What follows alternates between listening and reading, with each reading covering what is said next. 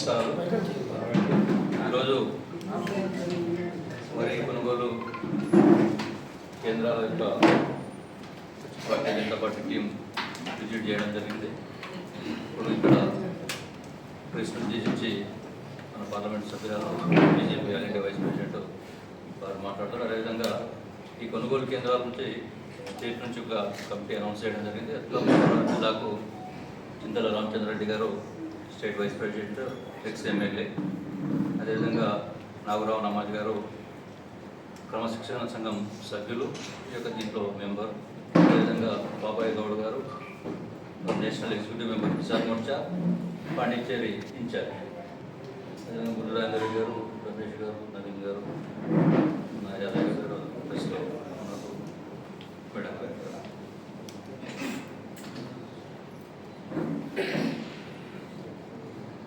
భారతీయ Janata party రాష్ట్రంలో జరుగుతున్నటువంటి ధాన్యం కొనుగోలు కేంద్రాలను పరిశీలించాలని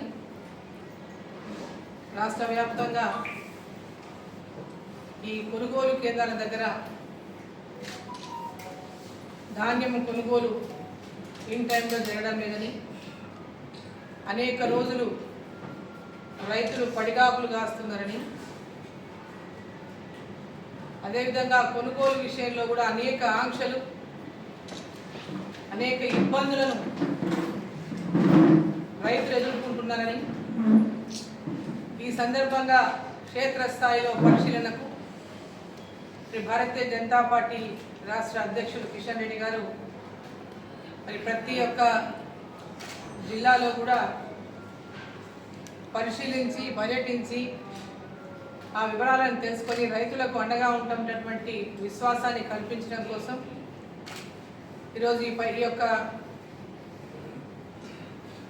ధాన్యం కొనుగోలు కేంద్రాలను పరిశీలించడం జరుగుతుంది. దాంట్లో భాగంగా ఈరోజు మన జిల్లాలో మన పార్లమెంట్ సెగ్మెంట్ సంబంధించి నాతో పాటు మాజీ శాసనసభ్యులు చింతల రామచంద్రారెడ్డి గారు, పాపన్న గౌడ్ గారు, అదేవిధంగా నాగరావు నామోజీ గారు జిల్లా అధ్యక్షులతో పాటుగా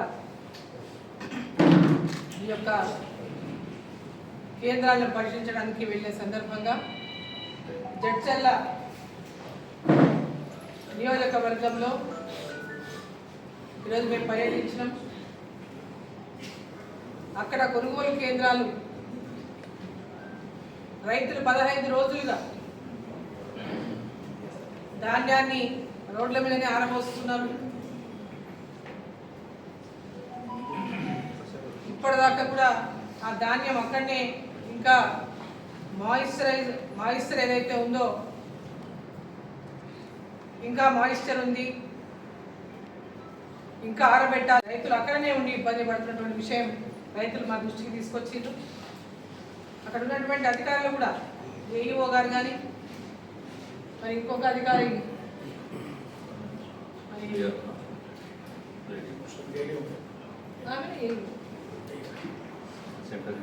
సెంటర్ ఇన్ఛార్జ్ ఇంకొక ఆమె ఏఈఓ గారు అక్కడ ఉన్నారు, అగ్రికల్చర్ ఎక్స్టెన్షన్ ఆఫీసర్ ఇన్ఛార్జ్ ఉంది అక్కడ. ఆమె చెప్పడం ఏంటంటే ఇక్కడ నుంచి మేము పంపినప్పటికీ కూడా మిల్లుల దగ్గర తిరిగి అంటే మేము పోయిన సెంటర్ కాకుండా వివిధ సెంటర్ల గురించి మాట్లాడాము. 3 సెంటర్లకు ఇన్ఛార్జ్ ఉందని చెప్పింది. మిల్లుల దగ్గర మళ్ళీ వాటిని వెనక్కి పంపిస్తున్నారని చెప్పి మా దృష్టికి తీసుకొచ్చాను. నేను జిల్లా కలెక్టర్ గారిని కొడుతున్నా, ఏ సెంటర్లను ఏ మిల్లులకు కేటాయించిందో ధాన్యాన్ని ఆరబోసిన చోటనే ఆ మిల్లర్లను పంపించి అక్కడే ధాన్యాన్ని గ్రేడింగ్ చేయించి అక్కడ వారి నేపథ్యంలోనే మిల్లులకు పంపిస్తే ఈ సమస్య పరిష్కారం అవుతుందని చెప్పి నేను భావిస్తున్నాను. ఇక్కడ అన్ని క్వాలిటీ ప్రకారంగా వీళ్ళు ఇక్కడ ఉన్న అధికారులు పంపించినప్పటికీ కూడా మిల్లర్లు తిరిగి దాన్ని యాక్సెప్ట్ చేయకపోవడం అనేది ఇక్కడ మనం అందరం కూడా జిల్లా కలెక్టర్ గారిని ఇతర అధికారులు గుర్తించాల్సినటువంటి విషయం. కాబట్టి ధాన్యం కొనుగోలు కేంద్రంలో ఉన్నప్పుడే లారీలకు లోడ్ చేయించేటప్పుడే దాన్ని గ్రేడింగ్ చేయించి లారీలకు లోడ్ చేయించి ఆ మిల్లులకు పంపాలని, ఆ మిల్లలను వారి తరఫున ఎవరినైనా అక్కడ ఉండి దీన్ని మానిటర్ చేసుకుంటే ఈ సమస్య ఉత్పన్నం కాకుండా ఉంటుందని చెప్పి నేను భావిస్తున్నా. కాబట్టి జిల్లా కలెక్టర్ గారు ఇక్కడనేమో మాయిశ్చర్ లేదు, 40 కిలోలకు ప్రతి 40 కిలోలకు అంటే దాదాపు 1 క్వింటల్ ధాన్యానికి 200 కిలోలు తీస్తారు. మామూలుగా తరువు తీస్తారు ముందే, ఎందుకంటే కొంచెం ధాన్యంలో కచరా ఉన్నా ఏదున్నా దేనికైనా చెప్పి 200 కిలోలు తరువు తీసే వాళ్ళకి పంపిస్తారు. అయినప్పటికీ కూడా మళ్ళీ మొత్తం మీరు ఆరబోయాలని, తూర్పు పట్టాలని, కచరా ఉందని రకరకాల యొక్క సమస్యలు చూపించి దీన్ని మీరు ఆరబోసి తీసుకురండి, జల్లెడ పట్టి తీసుకురండి, దీంట్లో ఇలా తూర్పు పట్టి తీసుకురండి, తాళ్ళు ఉందని ఇట్లా రకరకాలుగా ఇబ్బందులకు గురి చేస్తూ రైతులను అనేక రోజులుగా 10-15 రోజులుగా వాడిని అక్కడనే అన్ని పనులు వదులుకొని ధాన్యం కొనుగోలు కేంద్రాలనే ఉండేటటువంటి పరిస్థితి ఏదైతే ఈరోజు జరుగుతున్నదో దాన్ని వెంబడే కలెక్టర్ గారు దాన్ని పరిష్కరించాలని చెప్పి నేను కోరుతా ఉన్నా. ధాన్యం ఆల్రెడీ నేను చూసాం కాంటా వేసినప్పుడు ప్రతి 40 కిలోలకు 1300 గ్రాములు అదనంగా తూకం వేస్తూ ఉన్నాం. అంటే బస్తా తూకం వచ్చి 300 గ్రాములని, 1 కిలోనేమో దాంట్లో తరుగు కోసం అంటే ప్రతి ఒక్క బస్తాకు 41 కేజీ 300 గ్రామ్స్ తీస్తున్నాం. అంటే 1300 గ్రాములు ఆ బ్యాగ్ తూకం కానీ దాంట్లో ఏదైనా తాళ్ళు ఉన్నాయో ఖచ్చితంగా దాని తూకం కానీ ఆల్రెడీ తీసిన తర్వాత మళ్ళీ ధాన్యంలో మళ్ళీ ఒకసారి జల్లెడ పట్టాలి, మళ్ళీ తూర్పు పట్టాలని మాత్రం ఏమాత్రం సమంజసం కాదు. మేము చూసినటువంటి ధాన్యం దగ్గర ఎక్కడ కూడా ధాన్యం కూడా తాలువను లేకుంటే కచ్చరా ఉండో, దాంట్లో మట్టి పెట్టలు ఉండో, ఎక్కడ లేదు ఆ పరిస్థితి. చాలా క్లియర్గా అన్ని మంచిగా ఉన్నాయి ధాన్యం అంతా కూడా. ఎక్కడో ఏదో ఒక పంట ఒక దగ్గరనో రైతు దగ్గర ఎక్కడైనా ఆ సమస్య వచ్చినప్పుడు దాని వరకు చూసుకోవాలి. కానీ మొత్తం అన్ని వడ్లని అట్లనే కొనకుండా ఆపేయడం అనేది మాత్రం ఏమాత్రం సమంజసం కాదు. జిల్లా కలెక్టర్ గారు దీనిపైన వెంబడే చర్యలు తీసుకోవాలని చెప్పి సందర్భంగా నేను చెప్తా ఉన్నా. ఎక్కడ కూడా ఇప్పటిదాకా రైతులకు 500 రూపాయల బోనస్ ఏదైతే ప్రకటించిందో ఎక్కడ కూడా ఇవ్వలేదు. ఇప్పుడున్నటువంటి ముఖ్యమంత్రి రేవంత్ రెడ్డి గారు ఎన్నికలకు ముందు వాళ్ళు ఇచ్చినటువంటి హామీ ఏంటంటే ప్రతి పంటకు 500 రూపాయల బోనస్ ఇస్తామన్నారు. ప్రతి పంటకి ఒక్క వరికే చెప్పలేవాళ్ళు, మొక్కజొన్న కావచ్చు, కాటన్ కావచ్చు, ఇంకోటి కావచ్చు, జొన్నలు కావచ్చు, సద్దలు కావచ్చు, ఏదైనా పంట కావచ్చు, వాళ్ళు 500 రూపాయలు రైతులకు బోనస్ అన్నారు. ఈ వాళ్ళనేమో సన్నాలకు మాత్రమే బోనస్ అంటున్నారు, దొడ్డు రకంకి బోనస్ లేదంటుంది. అంటే ఆనాడు ఎలాంటి కండిషన్లు లేకుండా వెంబడే రైతులకు 500 రూపాయల బోనస్ అక్కడికక్కడే ఇస్తామని చెప్పినటువంటి రాష్ట్ర ప్రభుత్వం ఆనాడు ఎన్నికల ముందు, ఈరోజు ప్రభుత్వంలోకి వచ్చిన తర్వాత మాట మార్చి 500 రూపాయల బోనస్ కేవలం సన్నాలకు మాత్రమే చెప్పడం ఇది రైతులకు ఎలాంటి హామీ నెరవేర్చినట్టు కాదు అని చెప్తున్నాం. ముఖ్యమంత్రి గారు మేము 500 రూపాయలు మీరు ఇచ్చినా కూడా రేపు ఒకవేళ ఈరోజు ఇవ్వలేదు రేపు ఇస్తామని మీరు చెప్పినప్పటికీ కూడా అందరికీ 500 రూపాయల బోనస్ ఇచ్చినప్పుడే మీరు మీ గ్యారంటీని అమలు చేసినట్టు. మేము సన్నాలకు ఇస్తాము ఇప్పటిదాకా అయితే 1 రూపాయి ఇచ్చింది లేదు, ఎక్కడ ఇప్పటిదాకా మీరు ఆ పథకాన్ని అమలు చేసింది లేదు. మీరు ప్రతి ఒక్క గింజకు ప్రతి పంట ఏ పంట అయినా ప్రతి గింజకు మీరు బోనస్ ఇచ్చినప్పుడే మీరు బోనస్ని ఆ యొక్క మీరు ఇచ్చిన హామీ అమలు చేసినట్టు. సన్నాలకు ఇవ్వాలి, దొడ్డు రకానికి ఇవ్వాలి, మిగతా పంటలకు ఇవ్వాలి. కేవలం సన్నాలకు ఇచ్చిన మేము చేతులు కడిగేసుకుంటామంటే మీరు హామీని నెరవేర్చినట్టు కాదు. మీరు ఇచ్చింది మోసం హామీ, మీరు రైతాంగాన్ని మోసం చేస్తున్నట్టే. కాబట్టి మేము ఇచ్చిన 500 అనేటటువంటి మాట మీరు చెప్పడం మానుకోండి. మేము 500 రూపాయల బోనస్ ఇస్తున్నటువంటి మాట మానుకోండి. ఇప్పటికెక్కడ ఇచ్చింది లేదు, రేపు మీరు అందరికీ ఇచ్చినప్పుడు మీరు ఆ మాట చెప్పండి. ఇంకోటి, రైతులకి ఇవాళ కొన్ని చోట్ల సంచులు ఇస్తుందని కొన్ని చోట్ల ఇవ్వటం లేదు. వాళ్ళ ధాన్యాన్ని ఇమ్మీడియట్గా సంచులకు నింపడానికి ప్రతి కొనుగోలు కేంద్రంలో వెంబడే సంచులను అరేంజ్మెంట్ చేయాలి. ఆయా జిల్లా కలెక్టర్ వెంబడే కొనుగోలు కేంద్రాల్లో ధాన్యాన్ని నింపడానికి సంచులను కూడా అందుబాటులో పెట్టాలి.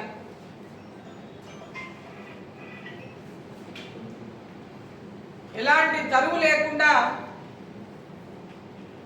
ఇక్కడ తీసేటటువంటి తరువు ఆల్రెడీ మీరు సంచులను నింపేటప్పుడే తీస్తారు తరువు. మళ్ళీ మిల్లల దగ్గర పోయిన తర్వాత మళ్ళీ అక్కడ తరువు అనేటటువంటి మాట ఉత్పన్నం కాకూడదు.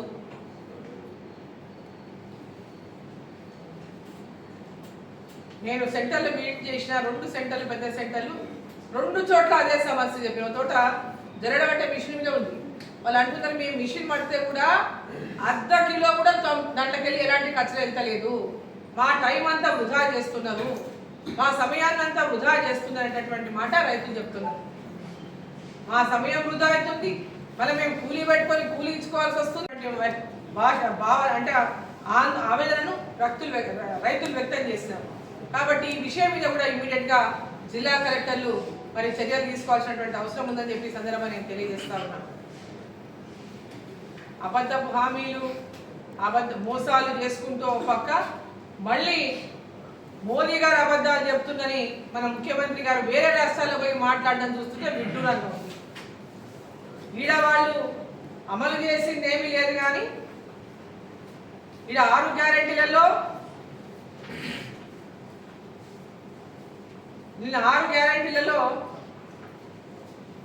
వాళ్ళు అమలు చేసినటువంటి చెప్పుకుంటున్నటువంటి ఘనంగా చెప్పుకున్నటువంటి హామీ ఉచిత బస్సు ప్రయాణం మహిళలకు. ఆ ఉచిత బస్సు ప్రయాణం కూడా ప్రహసనంగా మారిపోయింది. ఎక్కడ కూడా బస్ స్టాండ్ల మహిళలు చెప్తున్నారు మేము బస్ స్టాండ్ నిలబడి బస్ ఆపుతూ బస్సు ఆపకుండా వెళ్ళిపోతున్నారు. ఇక కొన్ని చోట్ల చెప్తున్నారు మా ఊరికి బస్సులే బంద్ అయినాయి అని. ఇంతకుముందు బస్సులు వస్తున్నాయి, ఇప్పుడు బస్సు వస్తలేవని చెప్తున్నాం. ఇది మీ ఫ్రీ బస్సు యొక్క పర్యవసానం. ఫ్రీ బస్సులు అంటారు, ఈరోజు ఊళ్ళకి బస్సులే బంద్ చేసిండ్రు. అది హామీ ఎట్లా నెరవేరినట్టు? ప్రతి ఊర్లో గ్రామాల్లో ఈరోజు బస్సుల సంఖ్యని పెంచుతారా, బస్సుల సంఖ్యని తగ్గిస్తారా? ఉచిత బస్సు అని మీరు బస్సులు తగ్గించుకోవడం మీరు హామీ నెరవేర్చినట్ట?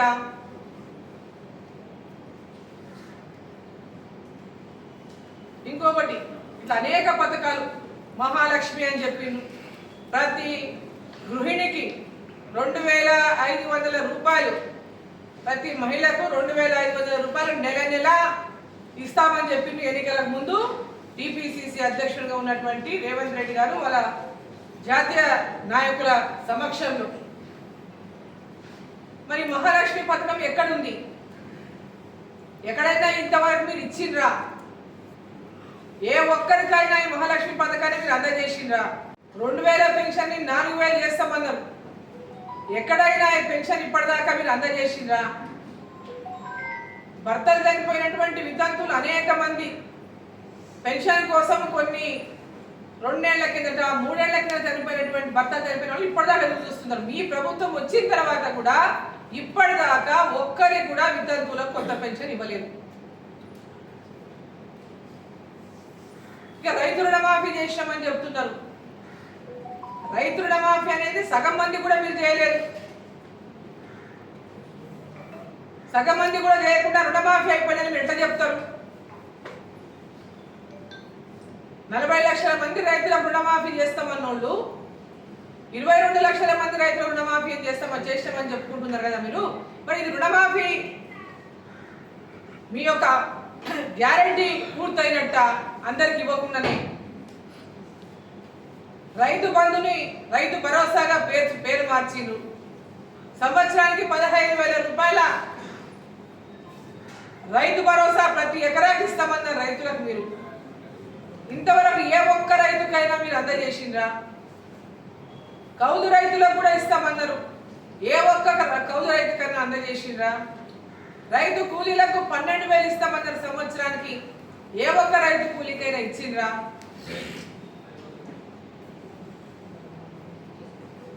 కళ్యాణ లక్ష్మి కింద 1,00,000 రూపాయలు తులం బంగారు అన్నారు. ఎక్కడైనా ఎవరికైనా 1,00,000 రూపాయలు తులం బంగారు ఇప్పటిదాకా మీరు అందజేసిండ్రా? ఈ డిసెంబర్ 9 వస్తుంది, మళ్ళీ డిసెంబర్ 9 పోయిన ఎన్నికలకు ముందు మీరు చెప్పిన మాట, సోనియా గాంధీ గారి పుట్టినరోజు నాడు డిసెంబర్ 9 నాడు మేము అధికారంలోకి వచ్చిన వెంబడే ఈ పథకాలను అన్నిటి కూడా వెంబడే అమలు చేస్తామని చెప్పినటువంటి మాట అబద్ధమా? నిరుద్యోగులకు 4,000 రూపాయల నెల వృత్తి ఇస్తామన్నది అబద్ధమా? డిగ్రీ చేస్తున్నటువంటి అమ్మాయిలకు ఎలక్ట్రిక్ స్కూటర్లు ఇస్తామన్నమాట అబద్ధమా? 5 లక్షల రూపాయలతో గృహలక్ష్మి అందిస్తాం ప్రతి గ్రామంలో ఇల్లు లేని వారికి అని చెప్పిన మాట అబద్ధమా? మరి 10 నెలల్లో ఒక్క ఇల్లైనా మీరు కట్టినరా? ఈ గృహలక్ష్మిలో ప్రధానమంత్రి ఆవాస్ యోజన నిధులు ఉన్నవా లేవా? అవి ఇవి కలిపి 5 లక్షలు ఇస్తున్నారా? కేవలం రాష్ట్ర ప్రభుత్వం నుంచి 5 లక్షలు ఇస్తున్నారా? ఆయుష్మాన్ భారత్ పథకం ద్వారా వచ్చే 5 లక్షలు మీ ఆరోగ్యశ్రీలో ఇంక్లూడ్ ఉన్నాయా లేదా? అది ఇంక్లూడ్ చేసి 10 లక్షల ఆరోగ్యశ్రీ లేకుండా రాష్ట్ర ప్రభుత్వమే 10 లక్షలు ఇస్తుందా? ఇవన్నీ విషయాల్లో స్పష్టం చేయాల్సినటువంటి అవసరం ఉంది. కేవలం మాయమాటలు చెప్పి అధికారంలోకి వచ్చి మేము 6 గ్యారెంటీలు అమలు చేస్తామని ఇతర రాష్ట్రాలకు పోయి తెలంగాణ మోడల్ దేశమంతా చేస్తామని మాట్లాడుతుంటే ఇది ఇంకొక పెద్ద గరానా మోసమా కాదా?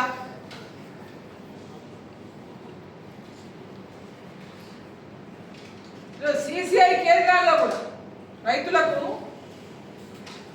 పత్తి కొనుగోలు కేంద్రాల్లో కూడా ఈరోజు ఇంకా రాష్ట్ర ప్రభుత్వం కొనుగోలు సరిగ్గా చేయడం లేదు. పత్తి విషయంలో పెద్ద ఎత్తున రైతులు ఆందోళన చెందుతా ఉన్నారు. రాష్ట్ర ప్రభుత్వానికి రైతుల మీద ఏమాత్రం కూడా అవగాహన లేదు. దాని సమస్యలను ఏ విధంగా పరిష్కరించుకోవాలనేటువంటి ఆలోచన లేదు. కేవలం రాజకీయంగా బ్యానర్ ఐటమ్ల కోసం రోజు బ్యానర్ ఐటంలో వార్తలు రాపిస్తే ఆ ఇష్యూస్ అన్ని కూడా డైవర్ట్ చేయాలనేటువంటి ఆలోచన తప్పితే ఇప్పటిదాకా ఈ రాష్ట్ర ప్రభుత్వం అధికారంలోకి వచ్చి 10 నెలలైంది, 11 నెలలైంది. ఈ నెలతో నవంబర్ 11 10 నెలలు అయిపోయి 11 నెలలైంది.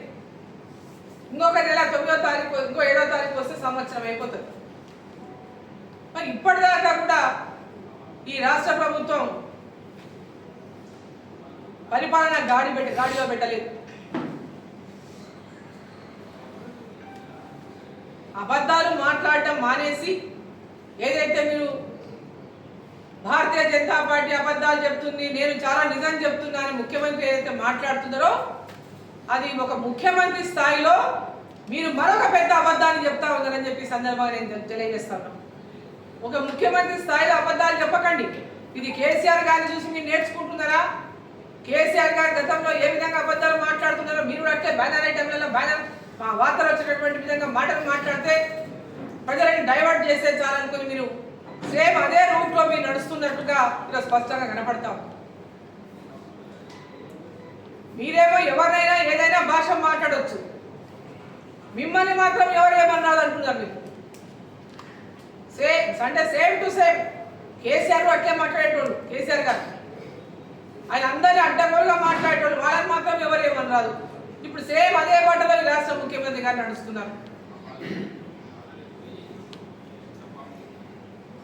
ఇది ఏమాత్రం కూడా మీరు అబద్ధాలు మీరు చెప్పుకుంటూ అబద్ధాలు మీరు మాట్లాడుతూ 6 గ్యారెంటీలు అమలు చేయకుండానే అమలు చేసినామని చెప్పుకుంటూ ప్రజల్ని మోసం చేస్తూ ఇంకా వేరే రాష్ట్రాల్లో ప్రజలను మోసం చేయడానికి దిగినటువంటి కాంగ్రెస్ పార్టీ ఇటువంటి అబద్ధాలు ప్రచారం చేయడంలో సిద్ధహస్తులుగా కనపడతా ఉంది.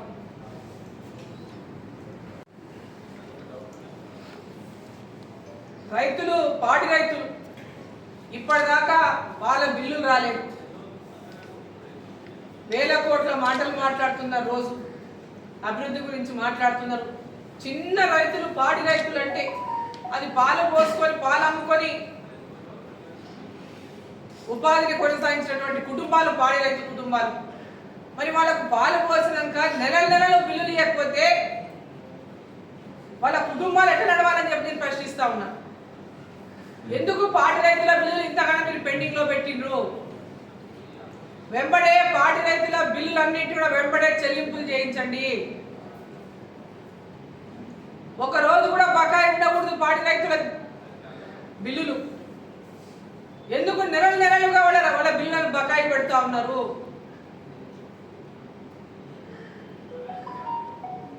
వాళ్ళు కనీసం ఆ యొక్క ఆ పశు సంపదకు పోషించుకోవడానికి కూడా నెలలకు డబ్బులు కావాలి. వాళ్ళ బిల్లులు ఇన్ని నెలలు పెండింగ్ పెడితే వాళ్ళు ఏ విధంగా పశు సంపదను కాపాడుకోవాలి? వాళ్ళ ఉన్న జీవనాధారాన్ని కోల్పోయేటటువంటి పరిస్థితులను దయచేసి కల్పించొద్దు. వెంబడే వాళ్ళ బిల్లులన్నింటినీ కూడా రాష్ట్ర ప్రభుత్వం చెల్లించే దిశగా ముఖ్యమంత్రి గారు నిర్ణయం తీసుకోవాలని చెప్పి ఈ సందర్భంగా నేను కోరుతా ఉన్నాను. వెంబడే రైతులకు ధాన్యాన్ని ఈరోజు కొనుగోలు కేంద్రాల్లో ఉన్నటువంటి ధాన్యాన్ని ఆలస్యం చేయకుండా వెంబడే వాటిని కొని వాటి వెంబడే అందరికీ కూడా బోనస్ని వెంబడే అందే విధంగా రాష్ట్ర ప్రభుత్వం చర్యలు తీసుకోవాలి. వాళ్ళు మాట ఒకటి చేత ఒకటి ఈరోజు కనపడతా ఉంది. ఇమ్మీడియట్గా రైతులను ఇబ్బంది పెట్టకుండా వాళ్ళ ధాన్యాన్ని కొనుగోలు చేయాలి. వాళ్ళకి ఇవ్వాల్సిన బోనస్ సన్న రకాలు దొడ్డు రకాలు అనకుండా ప్రతి ఒక్క రైతు కూడా బోనస్ చెల్లించాలని చెప్పి నేను డిమాండ్ చేస్తాం.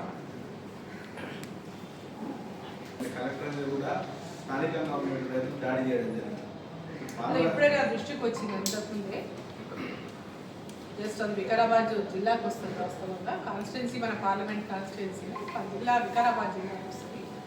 సో నాకు ఇప్పుడిప్పుడే అది నా దృష్టికి వచ్చింది. కొంతసేపటి కింద జడ్చెల్లెల ప్రోగ్రామ్ చూసుకొని అక్కడ చెల్లెల ఆత్మకూరు సైడు అటు మక్తలు అటు నారాయణపేట ఎక్కడెక్కడ అవకాశాలు ఉంటే అక్కడ సర్వేలు చేయించి ఆ ఎక్కడెక్కడ రిజర్వాయర్లు కట్టడానికి అవకాశం ఉందో రిజర్వాయర్లను ఏర్పాటు చేయించి గ్రౌండ్ వాటర్ పెరిగేటట్టు ఆ తర్వాత తద్వారా వాటి ద్వారా సాగుని రంజించేటట్టు ప్రాజెక్టు రిపోర్ట్ తయారు చేయించి మరి మామూలు జిల్లాను సస్యశ్యామలం చేయాలని చెప్పి నేను ఈ సందర్భంగా ముఖ్యమంత్రి గారిని కోరుతున్నాను.